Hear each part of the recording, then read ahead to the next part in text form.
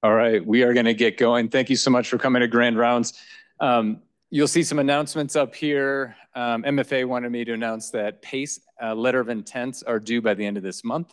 Program of Academic Clinical Educators, I think is what it stands for. So end of the month PACE applications. Today we have a very unique speaker. I think I can say that, Daniel. We were talking before that I don't think we've ever had this type of speaker here at Grand Rounds, so this is a really treat for us. Daniel Goldberg is here to give Grand Rounds. He's the Director of Education for the Center of Bioethics and Humanities and the Director of the Public Health Ethics and Law Program. He's also an Associate Professor in the Department of Family Medicine here at the University of Colorado. He's an accomplished scholar and has, I'd say, a diverse academic background. He got his BA at Wesleyan University. He went on then and got a law degree, his JD at the University of Houston Law Center.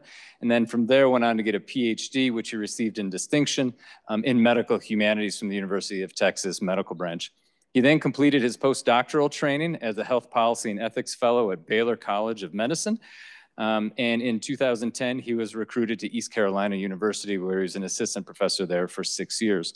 In 2016, we were able to draw him back to the University of Colorado, where he joined the Department of Family Medicine as an associate professor and joined the Center of Bioethics.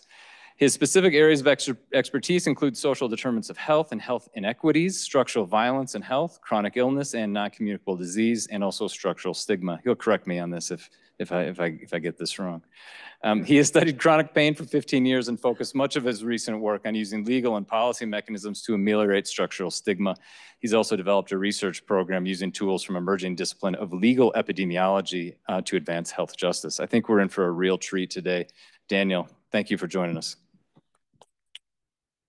Yep.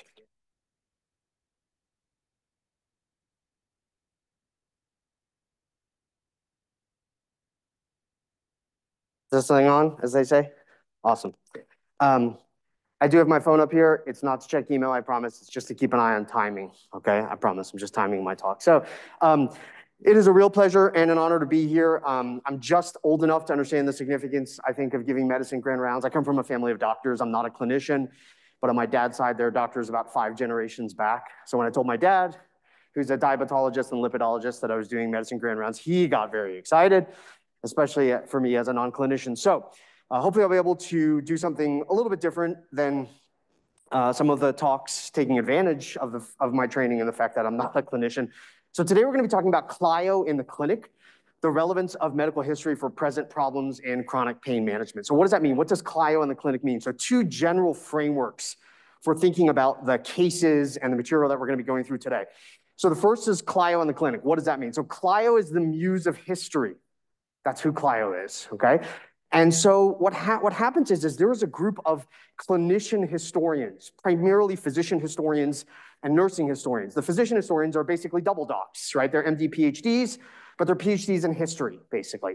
And what this group of clinician historians sort of started to argue, primarily in the 1980s, but the arguments are still going on today, is not just that history is interesting or that if we study the history of medicine and public health, it can tell us something about what we're doing today. It's actually something more than that, right? These physician historians, when they develop the idea of CLIO in the clinic, they're basically arguing that knowing something about history, having what's called historical fluency, which I'll talk about in a moment, actually will make one a better clinician.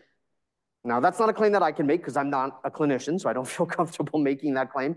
But that's sort of the framework that I would invite you all to consider, right? Is the argument that it's not just about knowing stuff. History is not just a curio in a cabinet. We don't just open it up and look in because it's interesting. It's practically useful for clinical practice. So that's the framework for thinking about the material that we're going to go through today. So that book, CLIO in the Clinic, there's a book. It's edited by Jacqueline Dufin, who's a retired Canadian physician. She's a hematologist and historian. And she's been instrumental in developing this. As the quote says, physician and novelist Michael Crichton once wrote that a person who doesn't know history is like a leaf that doesn't know it's part of a tree, right? So it's significant and practical. So as to that practicality, the other sort of framework for thinking about sort of CLIO in the clinic is this idea of what's called historical fluency, shameless self-promotion. This is pretty much my idea, okay? I'm the one who's been developing this idea of historical fluency with some colleagues. And the basic idea is historical fluency is the capability of applying historical knowledge easily and accurately. The key is that it's an applied skill. What does that mean? Well, I've been privileged enough to be a non-clinician health educator for almost 20 years now. And so one of the things you have to do if you're operating in health professional education is, most of the work that's going on is competency-based and skill-based. It's all applied, maybe not all applied, most of it is applied, right? And so I started thinking about that in context of history. And you can see this little image of Bloom's taxonomy there. For those of you who know what that is on the right, you're right. And the idea, again, is that it's not just about knowing stuff. It's being able to apply stuff, applying historical knowledge, especially to novel or unanticipated circumstances or contexts. That's what it means to be historically fluent. Yes, you have to know some stuff, but as you can see from the Bloom's taxonomy image here, knowing stuff isn't enough. You have to be able to apply it. Is that a skill? Is that a competency that's useful in clinical practice? So the CLIO and the clinic group is strenuously arguing that it is, but that's kind of what I would invite you all to consider. You all are the evaluators, like I said. It's not a claim I'm making. I just think it's interesting, basically, and I think it's important and worth thinking about and talking about. Okay, so this is grand rounds, which means we are going to talk about some cases, right? The cases we are going to talk about are historical cases. These are actual cases, and I'll talk a little bit about some of the broader context for these cases. And the idea is inviting you all to consider, and I'll make the argument, but inviting you all to sort of consider the extent to which there's things about these cases of treating people in pain that inform some of our current and contemporary problems in treating people in pain equitably and humanely, okay? So the first case is known as case 49. It comes from a physician named John Carsley Mitchell. Most people haven't heard of John Carsley Mitchell. I've written a little bit about him, okay? And the name of his treatise in which this case appears is called Remote Consequences of the Injuries of Nerves and Their Treatments. That phrase, remote consequences, is important. I'll come back to it. I've actually argued explicitly in print that this treatise deserves more attention that it's gotten, especially when we start to think about the history of nervous disease, the sort of proto-history of neurology, which is sort of what we're going to be talking quite a bit about today, all right? So here's the case. There's an image. You can see it's real. I know you can't read that. You're not supposed to read that, by the way. I'm just showing you that it comes from an actual page of a text, okay? The patient is JD. JD is a 53-year-old male. Both of the patients we're going to be looking at today historically are Civil War veterans. There's a reason for that. So my work is I'm a 19th century Americanist. I study 19th century history, in particular focusing on the latter half of the 19th century. So 1850, pretty much all the way up to 1925 is what I'm particularly interested in. And if you are studying the history of pain, 1850 forward, you are talking primarily about Civil War veterans. Not exclusively, because of course they weren't the only people who had pain, right? But you are going to be spending a lot of time talking about Civil War veterans, okay? So JD was wounded in the right forearm, 2 inches below the elbow in the 1862 Peninsular Campaign. JD then lived with suppurating necrotic bone for 20 years. Musket ball and artillery injuries from the Civil War in particular were devastating. This was unfortunately not uncommon for those of you who know anything about the post-Civil War era, right? The limb was amputated in 1886. After amputation, there's burning in the lost arm, and where the injury existed, there is a sensation, quote, as of the crawling of worms over the part, right? So pretty sure everybody in this room knows we are talking about phantom limb pain. We're talking about phantom limb pain. Now, why is that significant? Why is that important? It's because phantom limb pain was a significant puzzle for 19th century physicians and patients alike. It was a significant puzzle through almost the entirety of the 20th century. People who treat phantom limb pain sort of tell me that as we sort of get further into the 21st century, we're starting to really unravel some of that, right? But it was a puzzle then, and it's worth thinking about why it's a puzzle. That's the argument. It's going to tell us some important things, I think, about how we treat people in pain today. So why was it a puzzle in late 19th century medical culture? It was a conundrum for changing models of medicine. So what does that mean, changing models of medicine? So the 19th century is everything with regard to allopathic medicine, Western medicine, the kind of medicine you all trained in and practice in, right? It really changed in some dramatic ways. And perhaps the most sort of categorical explanation of this comes from Foucault. Foucault has a very, very famous book called The Birth of the Clinic. He's not subtle, if you know anything about Foucault, right? Nor is he modest, by the way, okay? The birth of the clinic is what he says. And he sort of starts the book with this very evocative phrase. He says, in Paris, in and around the year 1800, the clinic is born. That is pretty dramatic. Now, what does he mean by that? What he's really referring to, I'll give you the short version, okay? The short version is that third bullet point. We'll come back to the second bullet point in a moment, right? It's really about what I have referred to as these twin suns. Now, what does that mean? So it's not that anatomy was invented in and around the year 1800. That's ridiculous. Anatomy is an ancient art, and we know that. But as it came to define the practice of allopathic medicine itself, that's the big change. We see these two, they would call them the twin suns in the 19th century changes. And the first is pathological anatomy, right? At postmortem, or an autopsy, we open up the patient and we find what? We find the lesion. Lesion is a 19th century term. It's a wonderful term. We're going to be using it pretty much for the rest of the talk today, okay? But really, we're talking about pathologies. We're talking about dysmorphologies. Does that make sense? We're looking for things we can find, but it's not just enough to do pathological anatomy. That's not allopathic medicine itself. There's a second part to it, and that second part is clinical correlation.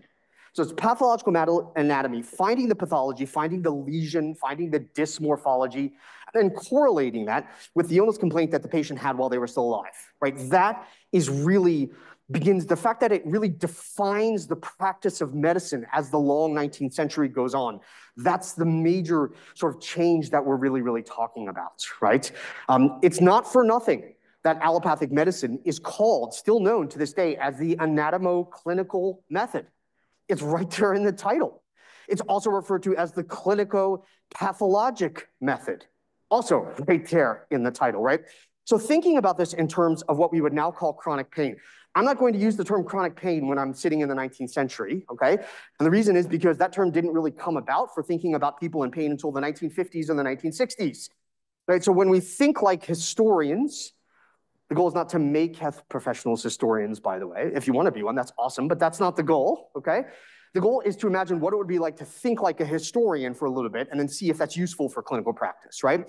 When we think like historians, we want to avoid what's called presentism, right? Where we sort of apply contemporary concepts and understandings to people and events in the past that people never would have understood what they were going through and experiencing in our terms. It's not a good idea to do that. We can't understand what's happening to them and how they interpreted it and how they made meaning of what they were experiencing by doing that, right? So the term chronic pain we can't use.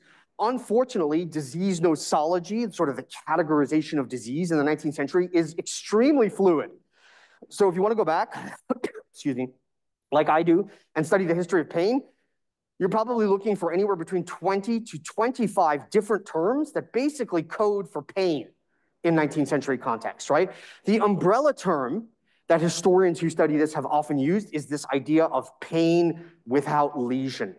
That's chronic pain, as we would think about it today, roughly, okay? Pain without lesion, what does that mean?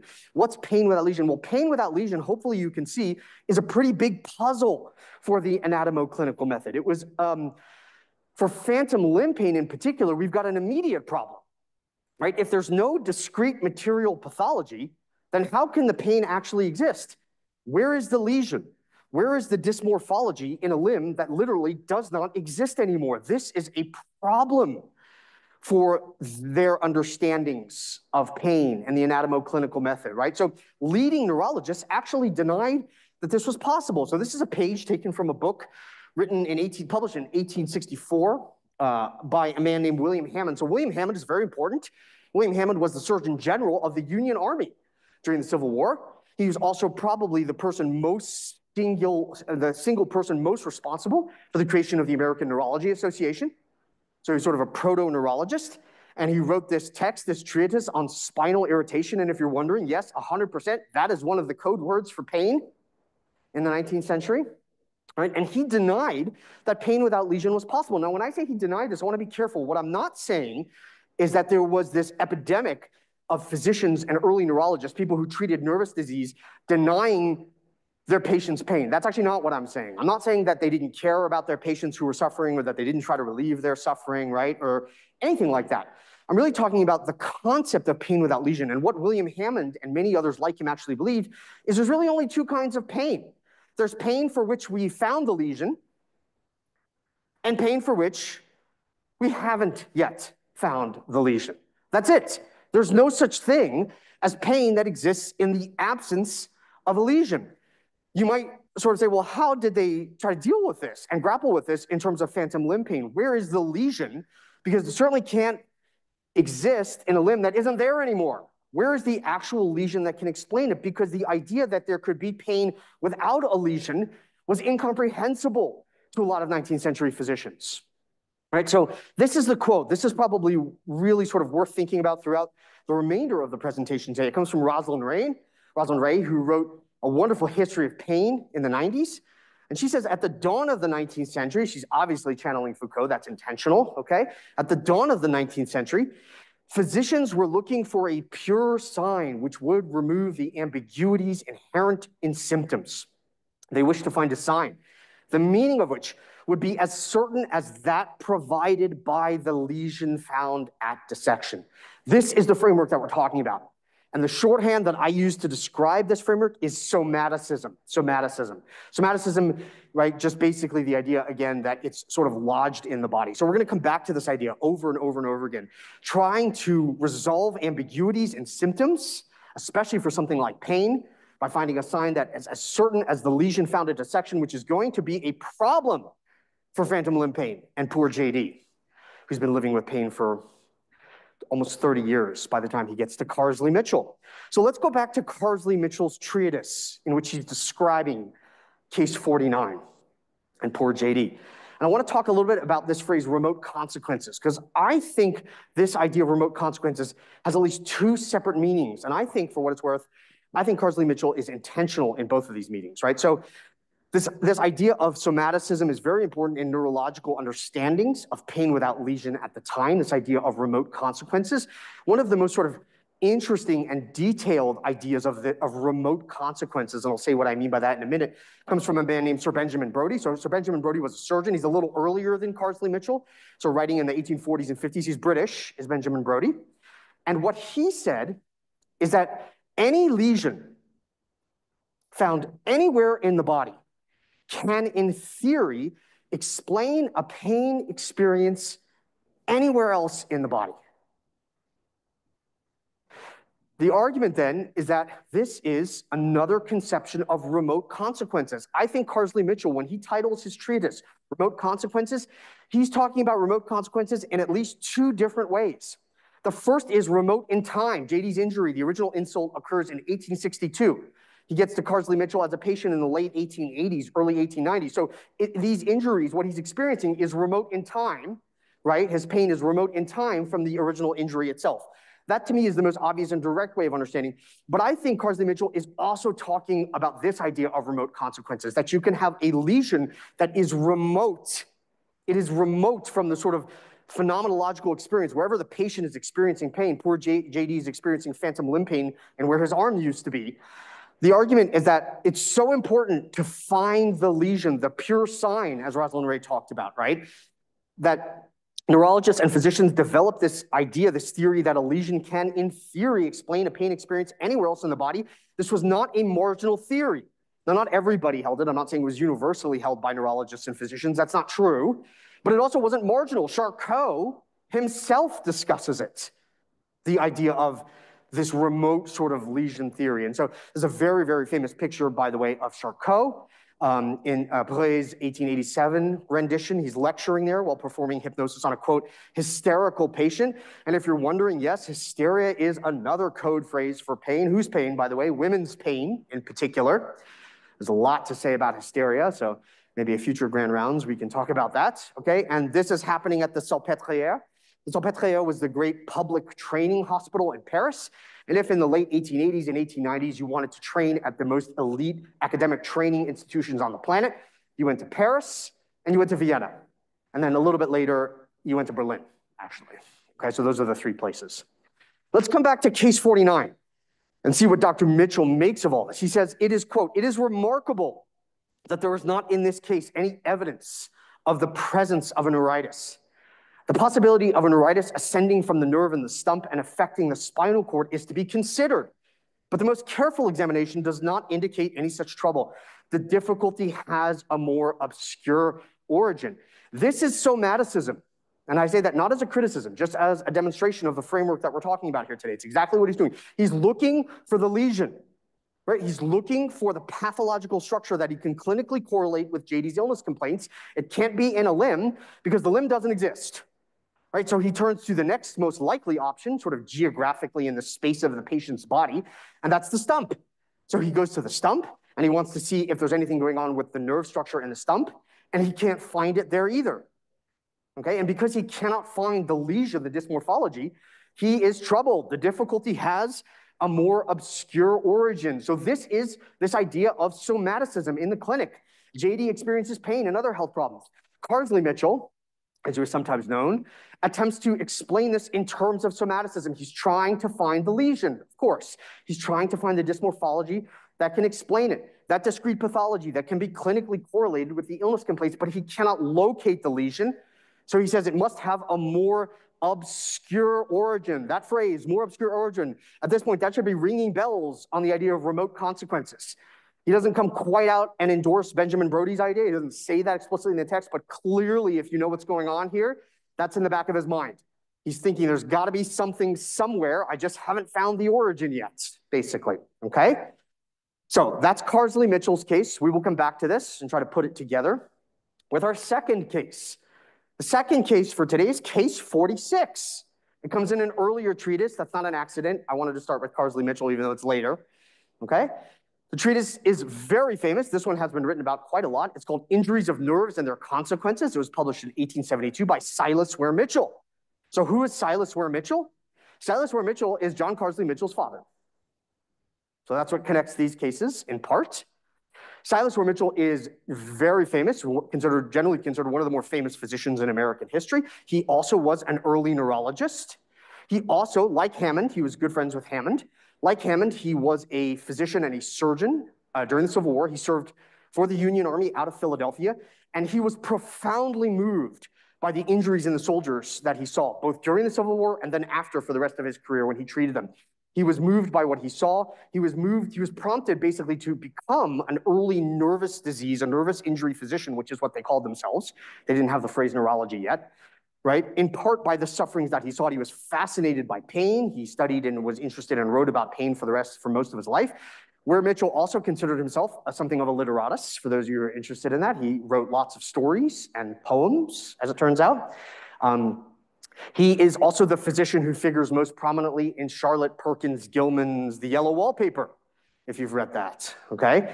By all accounts, Ware Mitchell, even by the standards of his day, was a particularly vicious misogynist, okay? So just FYI, keep that in mind as we go forward. But very, very famous, and this 1872 treatise is partly his attempt to come to grapple with and to think about the clinical implications of the injuries that he was treating and seeing, both in the Civil War and in the immediate aftermath. So again, there's case 46. Again, just the page, so you know it comes from somewhere. The patient is not named in Ware Mitchell's treatise. He had his leg crushed in a railway accident in 1862.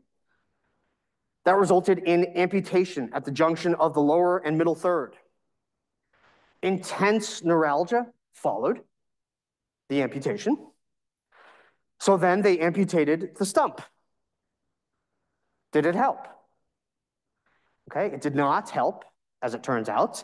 They amputated in 1863. They amputated again in 1864. They found nerves that were enlarged and engorged. It did not relieve the patient's pain.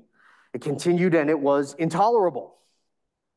We're going to keep going with this patient's clinical history. On June 1st, 1864, Dr. Isaiah Nott, who's also a very famous physician, if you're interested, these are all pretty much famous physicians. Carsley Mitchell is actually less famous, but pretty much the other ones we've talked about are considered quite significant by historians. Dr. Nott removed 1 inch of the trunk of the sciatic nerve, 3 inches of the popliteal and the peroneal nerves. So you can see what's happening here, right? And we'll keep going, by the way. This is not the end, right? No relief followed. In May 1865, Dr. Nott, and Ware Mitchell's gloss is justly, admits that he had, quote, no very good physiological reason for so doing, dissected out the 2 large nerve trunks completely down to the extremity of the stump. Now, I love this, and I don't mean I love this. This is terrible, of course, right?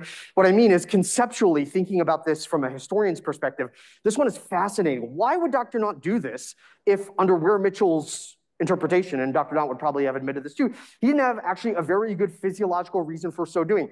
My argument is you can't make sense of this intervention, of this attempt outside of this framework of somaticism, right? Like, why would he be taking out the nerve trunks? It's because of his faith, his idea that there has to be a lesion located somewhere, right, in the material structure of this poor patient's, what remains of this poor patient's limb, that can explain the pain that he continues to have.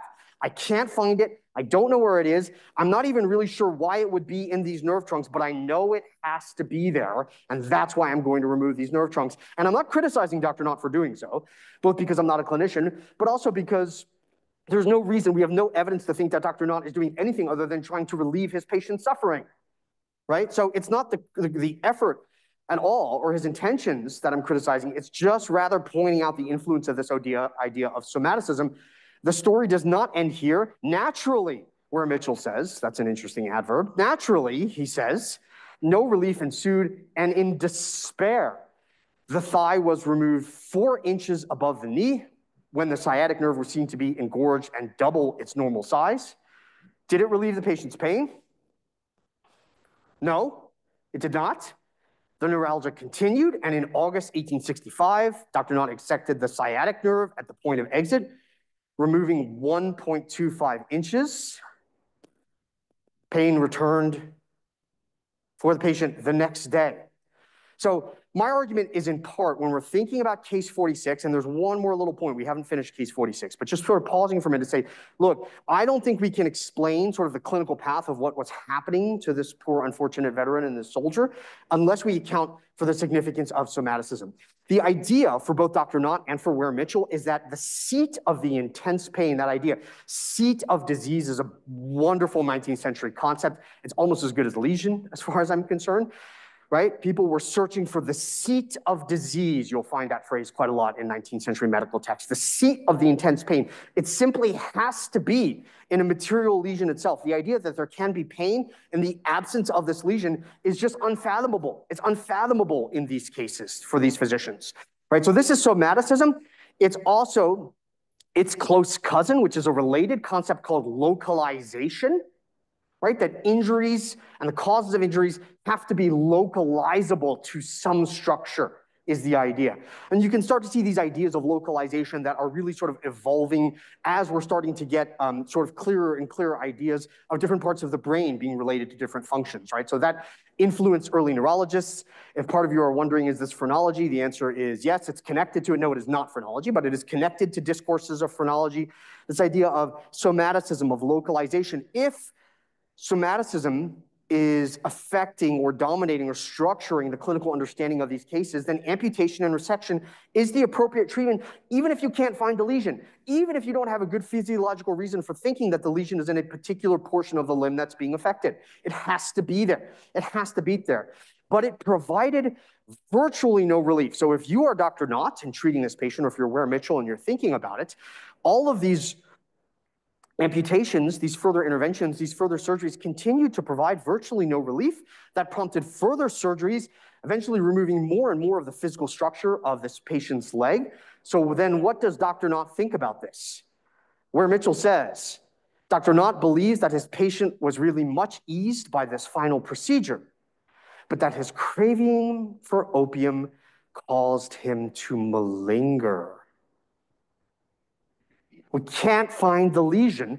We know it has to be there. We've removed almost the entire limb, and the patient still says that he is experiencing pain. At this point, Dr. Knott starts to doubt his patient's experiences.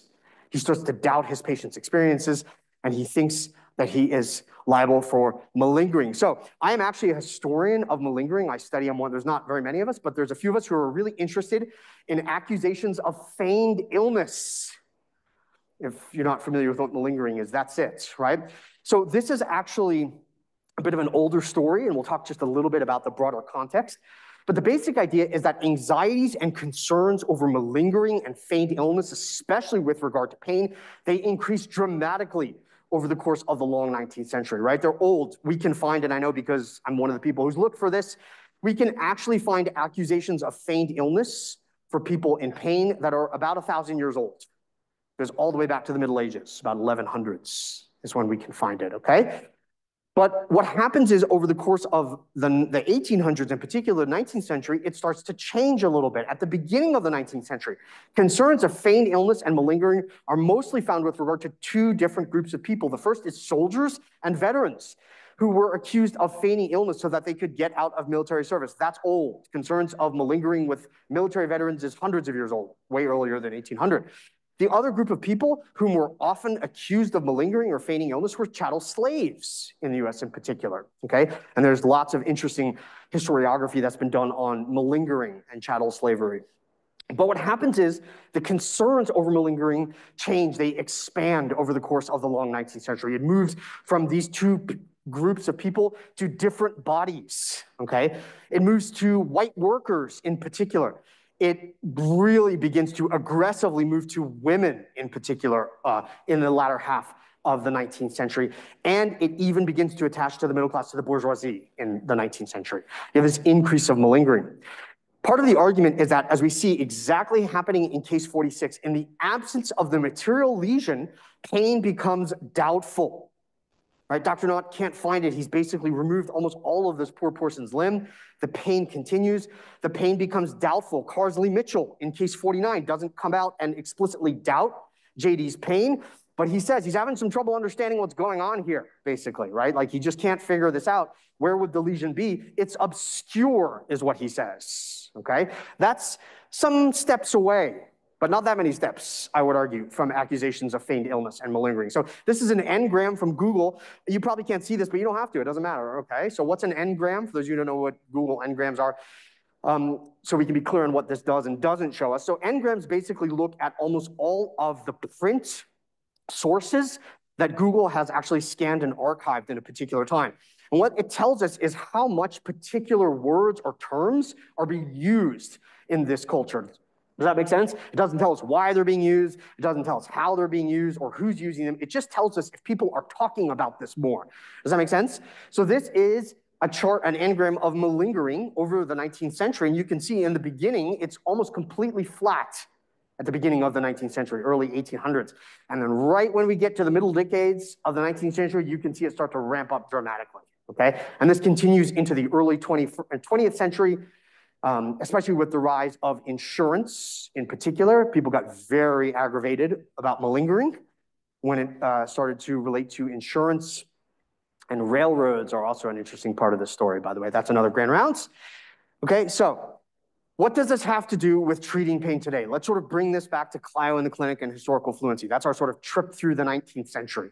So the argument is that this has direct application, that it can be useful for clinicians in thinking about people in pain at the present and how to treat people in pain. So I've studied chronic pain for now almost 20 years. I think it's important to disclose I am not yet a chronic pain sufferer. Yet is an important term because if you know anything about the prevalence and incidence of chronic pain, it comes from most of us, right, in this society. But one of the things that's very clear is that the inequitable undertreatment of pain is a major population health problem. So then Institute of Medicine, now the National Academy of Medicine, had a giant report on pain in 2011. This is not a criticism of professionals. I'm a public and population health thinker. So I'm really thinking in aggregate about public health problems, right? So in the aggregate, it's very difficult to deny scope of actually two public health problems that are operating here. The first is, of course, the safe and effective use of opioid analgesics, which is not something I'm going to talk about today at all. And the second problem is this undertreatment of pain in particular. These are two problems. They're not the same problem. If you're interested in seeing what I really think about these two problems, I've got plenty of writing that I can inflict on you, but I won't do that here, okay?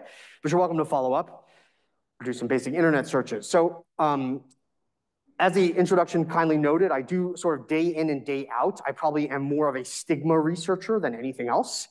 I study structural stigma, stigma and chronic disease in particular, and pain stigma is one of the areas in which I focus. So we know that pain stigma is a terrible problem, right?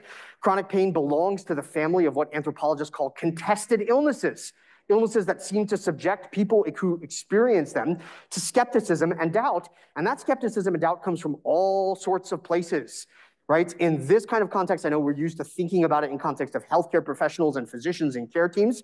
And there is skepticism and stigma that comes from healthcare professionals, but it actually comes from lots of other different places, right? So family caregivers constantly stigmatize their loved ones in pain. Schools stigmatize people in pain. Workplaces stigmatize people in pain, right? So it's a discourse that goes well beyond clinical context.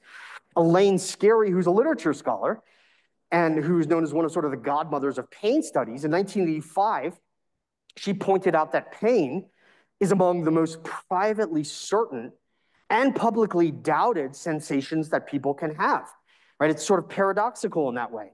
It's privately certain to you, and yet it seems to subject people who experience it historically and in the present to all sorts of doubt.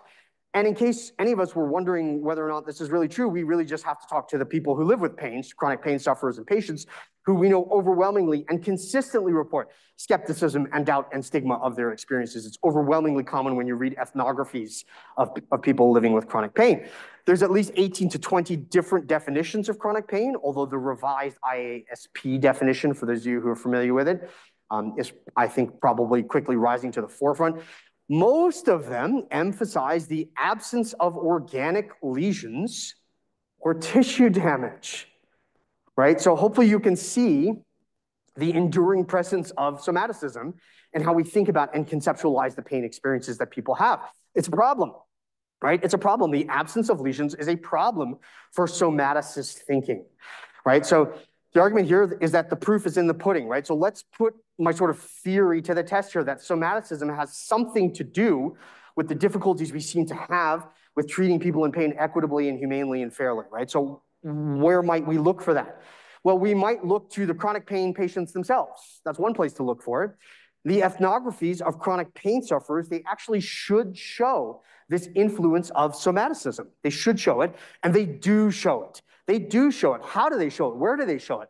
They show it in lots of different places, but the example that I think is most pertinent and most interesting, and I'll say why I think it's most interesting in a minute, is medical imaging for chronic low back pain. Now, why is that the most interesting? Let's talk about this for a few minutes, okay? First of all, it's a very high utilization procedure, right? It's been very high utilization for at least 25 years. There are lots of efforts, which I know you all know better than I do, to try to reduce the utilization of chronic low back pain. I went and looked at the best state of the evidence that I could find. The evidence suggests that we might have compressed the hyperinflationary growth trajectories of medical imaging for chronic low back pain, but it still remains a very highly utilized screening. Very highly utilized. So it's got very high utilization. There's very weak evidence of benefits, right? So this meta-analysis came from 2009, but I looked, and as far as I could tell, there isn't a lot that would suggest the meta-analysis has changed significantly in the last 10 to 15 years, right? Still very high utilization, very weak evidence of benefits. There's your pudding. I haven't given you the proof yet. I'm just setting the context. So one of the questions you want to ask is, why do we do so much medical imaging for low back pain if we have very poor evidence that it really helps people, okay? So one of the arguments that's often used by health services researchers, and I'm not a health services researcher, I want to be very clear about this, okay? But one of the things, the overwhelming things we know from decades of health services research is that overwhelmingly, the number one factor that predicts utilization of healthcare technologies is supply. If we have it, we uses it, is the basic idea, okay? And the best example of this is, for example, occupancy in hospitals. What's the number one predictor of occupancy in hospitals? Beds. It's beds. It's always beds. If we have the beds, we put the people in them, basically, okay? So one answer, I was talking to my father about this, and I said, Dad, why do we do so much, medical imaging? He's like, well, we have so many MRI machines, right? So is it just another case of supply drives use? I don't think so, okay? So we'll go to this slide first, then we'll come back, okay? So it is true, there are good studies that show that every individual MRI unit or CT unit we have results in this many more uses and this many more interventions. So certainly medical imaging does not sort of, it doesn't sort of stand athwart the general trend, which is that the supply of healthcare technologies determines use. It doesn't sort of disprove that. But I think there's something more going on. There's some things it doesn't explain. And this slide shows what it doesn't explain, right? Which is that, look, we have a lot of healthcare technologies, and we have growth in these technologies, as you would predict, if supply drives use. But what happens with medical imaging is that the growth in medical imaging is actually hyperinflationary relative to the growth of other kinds of healthcare technologies. So it's not just that we use a lot of medical imaging. We use way more medical imaging, even relative to the other technologies we use lots of. What explains that? Why do we do so much medical imaging? And why is a significant proportion of the medical imaging that we do, at least with regard to pain, right? At least a big slice of it. Why is it done in a context in which basically everybody knows it's unlikely to be of significant benefit for the patient? One answer is supply, but what's the other side of supply? And the other side is demand. It's not just that we have so much supply, we do, but it's that people demand medical imaging for low back pain. And who are the people we're talking about? We're talking about the patients. We're talking about people who live in chronic pain. There's very good evidence that patients absolutely demand medical imaging. They demand medical imaging. Why would they demand medical imaging? You have to think about the posture of chronic pain patients. They are used to being doubted. They are used to being stigmatized. They are used to having their experiences invalidated and denied. And in this context, the idea is that the image itself, which can show what? The lesion, is the proof of the illness experience they have. So to me, this is an elegant piece of evidence because it shows that these discourses of somaticism that we've been talking about are so powerful that they are not confined to physicians and health professionals. It isn't just you all. It isn't just nurses. It isn't just PAs. It isn't just members of the care team. The idea that the truth of a patient's illness complaint is to be found in a lesion is so powerful and so significant, it is well known to lay people and patients themselves.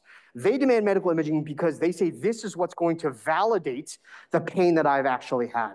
There's one particularly heartbreaking study in an ethnography of chronic pain sufferers that I remember where this woman has had intractable chronic pain for like 10 years. And of course, she's gone from professional to professional. This is in France. This isn't happening in the US.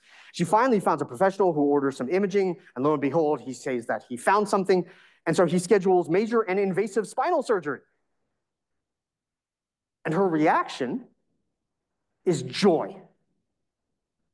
Sheer joy at the prospect of an invasive surgery that will probably result in significant, at least postoperative pain, right? She is joyful because of the influence of these kinds of things. Patients lack the luxury of denying their own pain, but they absolutely can and do deny the legitimacy of their pain. Self-stigma is common for people in pain. It's often called internalized or felt stigma is another way it's operationalized in the stigma literature. Pain stigma is relatively common, as best we can tell. We do not have good prevalence and incidence statistics for people with, for pain stigma. And by the way, if you're interested, a project officer for NIH told me they thought that was a fundable idea. So if anybody wants to document prevalence and incidence of pain stigma, let me know. I actually know the person who's working on the scale for this, okay?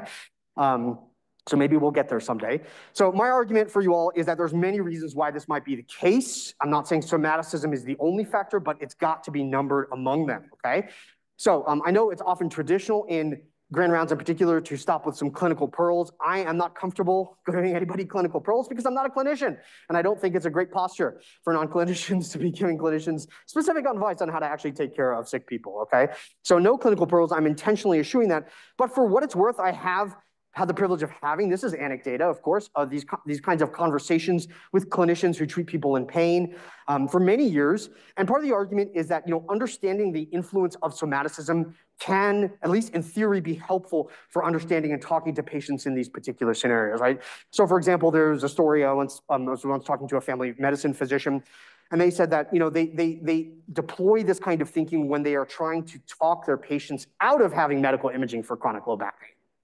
Right? They say, look, I do not need to see anything on an MRI or a CT that will confirm the existence of your pain. I know you're in pain. I know you're having pain.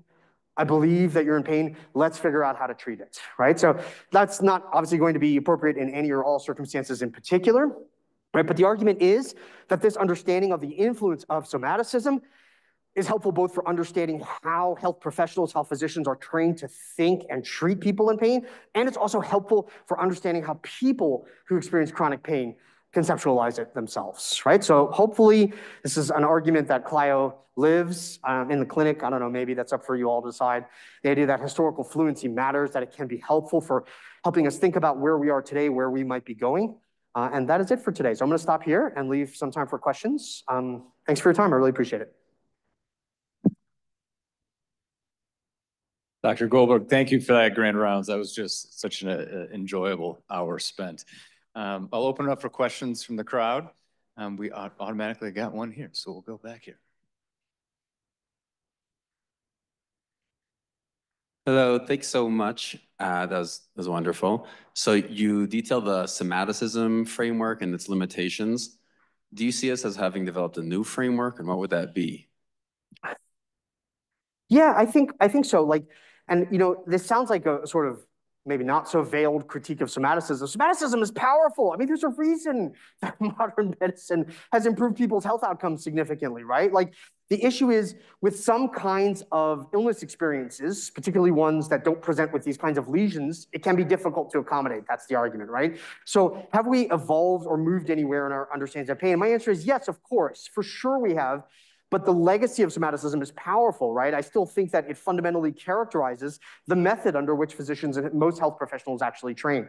So, for example, part of the unraveling, and again, I don't have a neuroscientist understanding of this at all, but my understanding is that part of unraveling the puzzle of phantom limb pain has been developing theories for how this happens with neural mapping and those kinds of things that don't really rely on the existence of a lesion in a particular part of the body, right? So to the extent that we understand phantom limb pain a little bit better now, I know that there is some work. Atul Gawande wrote a very famous essay on mirror therapy for people with phantom limb pain. It's really good. You can look it up. It's in the New Yorker, actually. It was published quite a while ago, 15 years ago, I think at this point, where he describes that as well. And I know that there's some evidence that mirror therapy has been shown to be helpful in veterans, for example, with phantom limb pain and things like that. So yes, I think we've progressed beyond that in our understandings of pain.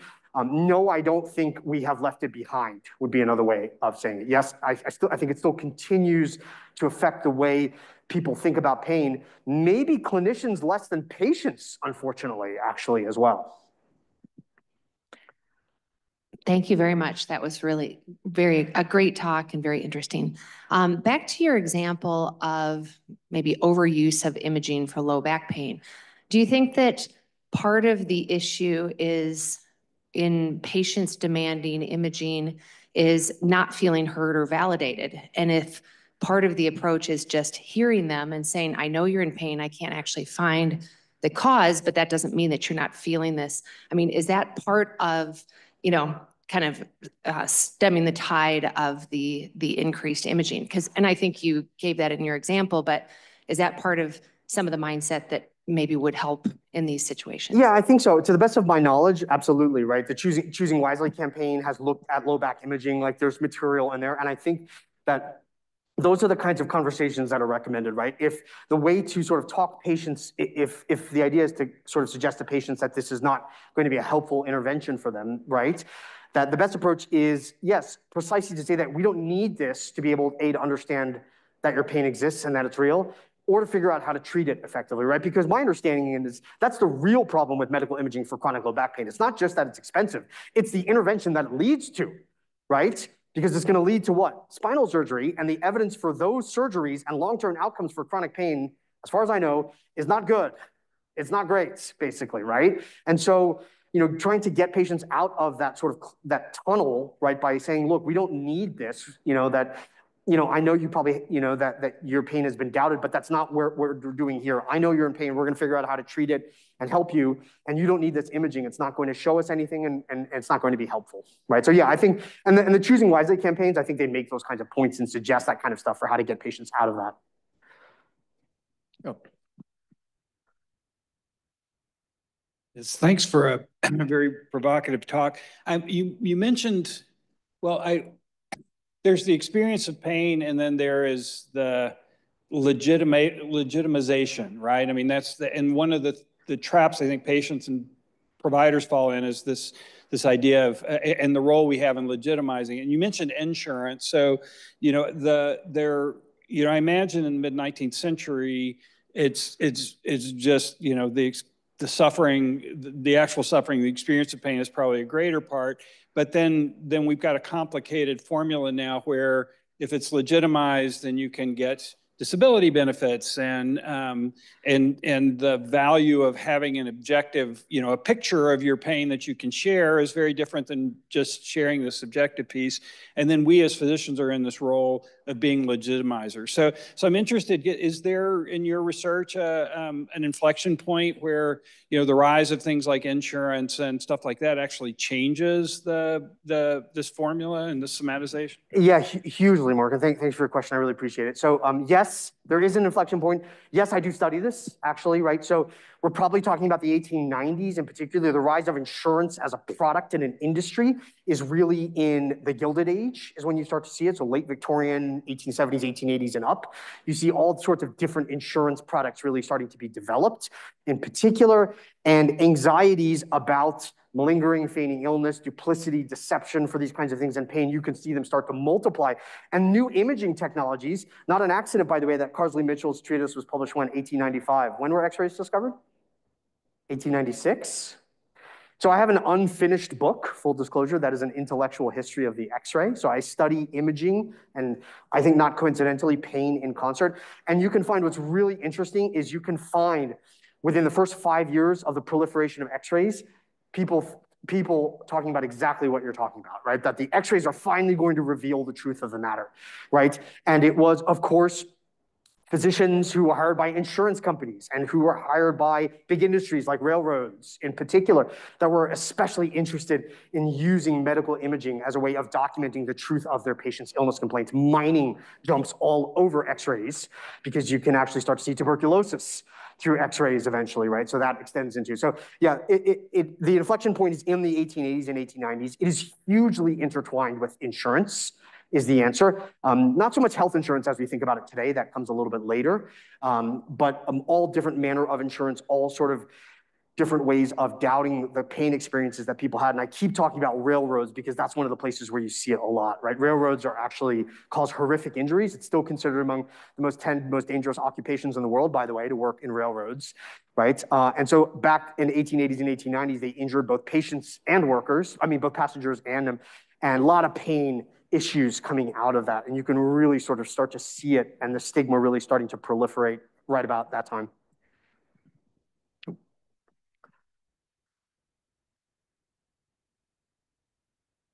Dr. Goldberg, thank you.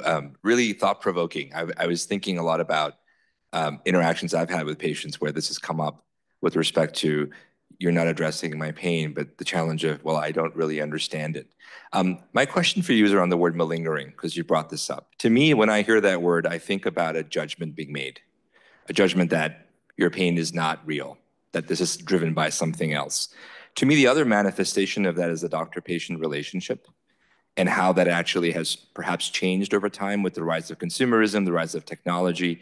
I would love your view in terms of looking at history, at how that has evolved in the context of malingering, but also where we are today with respect to tying together insurance, but also technology in that respect. That's a great question, Dr. Chopra. Thank you. Yeah, absolutely. So there's no question that technologies have both shaped the nature of the relationship, obviously, between physicians and patients, but particularly with regard to these accusations of feigned illness, right? So there's a very canonical text in the history of medicine. You can't study history of medicine without reading this. Everybody reads it. It was published in 1979 by a physician, an MD, PhD, actually, named Stanley Joel Reiser, and it's called Medicine and the Reign of Technology.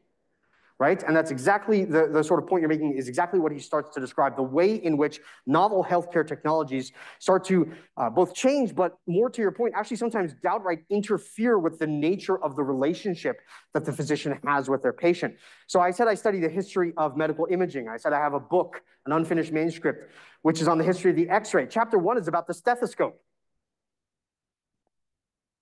Is the stethoscope an imaging device?